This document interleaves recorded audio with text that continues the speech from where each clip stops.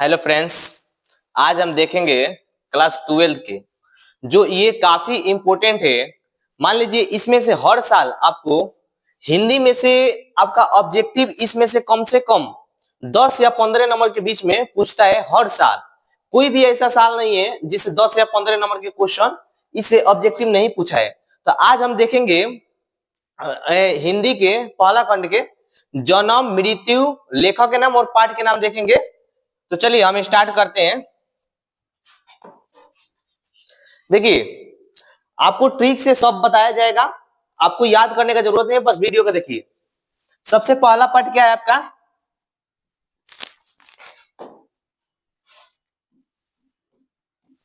पहला है बातचीत। तो बताइए बातचीत का लेखक कौन है?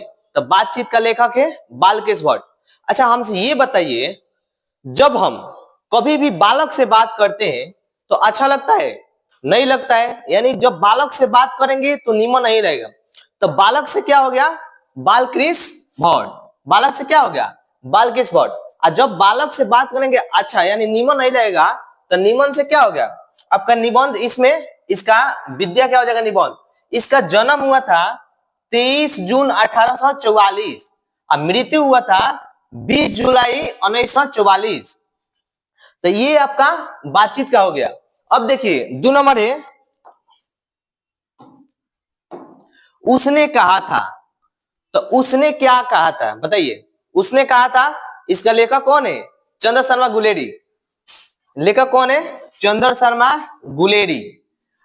इसका जन्म कब हुआ था? 7 जुलाई 1883। इसका मृत्यु हुआ था 20 सितंबर 1922। चलिए 3 नंबर देखते हैं, संपूर्ण क्रांति। संपूर्ण क्रांति के लेखक कौन है? जयप्रकाश नारायण। तो जयप्रकाश नारायण इसका जन्म कब हुआ था?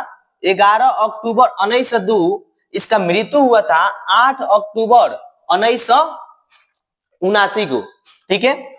अब देखिए 4 नंबर, चौथा पाठ है आपका अर्धनारीश्वर। अर्धनारीश्वर के लेखक कौन है? रामधारी सिंह दिनकर।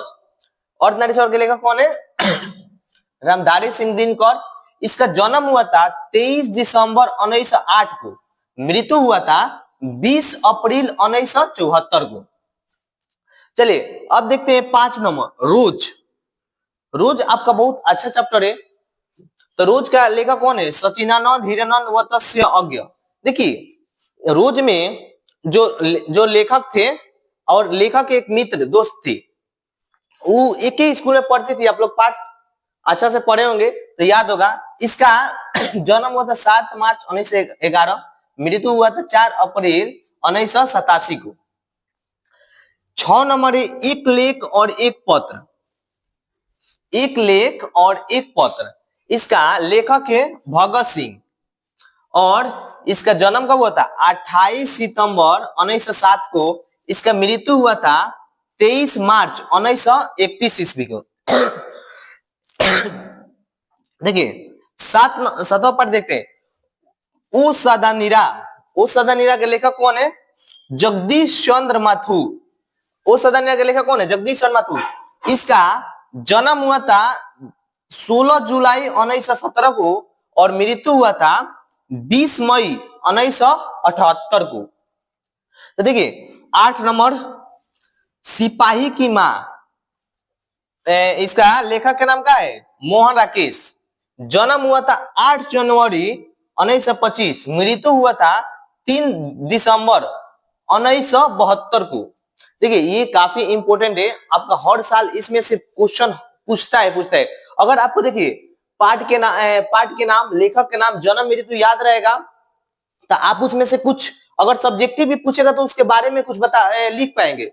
जब याद नहीं रहेगा उसका तो लिख फिर नहीं पाएंगे। 9 नंबर है, प्रगीत और समाज। इसका लेखक है नामोर सिंह।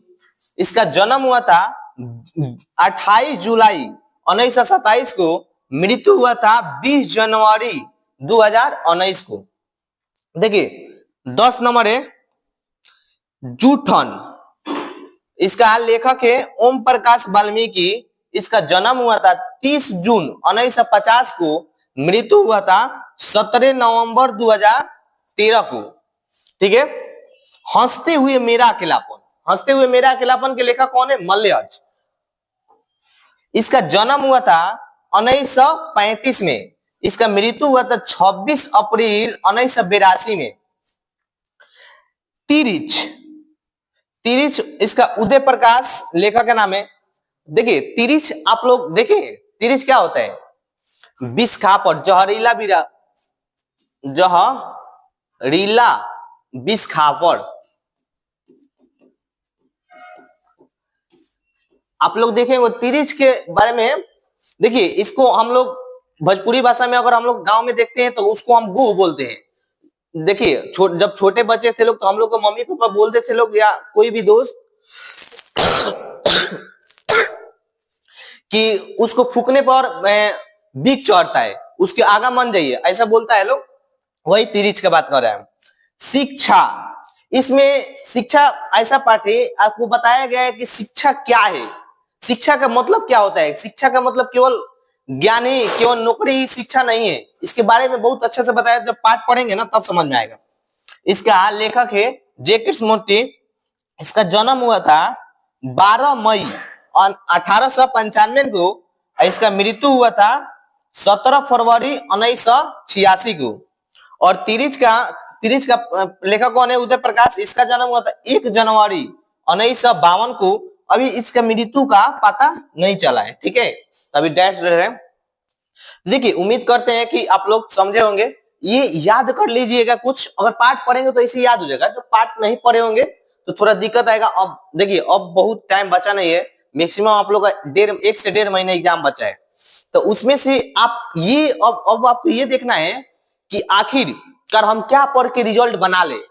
कुछ कारण हो सकता है आप नहीं पढ़े होंगे या आपको प्रॉब्लम होगा, मतलब कहीं पे कमाने गए हैं, चाहे कुछ कारण नहीं पढ़े, अब सोच रहे हैं कि अब हमको पढ़ के कैसे भी मंगाना है रिजल्ट, कैसे भी पास होना है अच्छा से। तो ये सब पर ध्यान देना बहुत जरूरी है, क्योंकि कि ये देखिए ये आपका प्लस पॉइंट है। आपको पता है कि आपका रिजल्ट हिंदी में भी बनता है। हिंदी 12th का रिजल्ट हिंदी, इंग्लिश और मैथ, यही तीनों स्कोरिंग सब्जेक्ट है, इसी से सबसे ज्यादा रिजल्ट बनता है।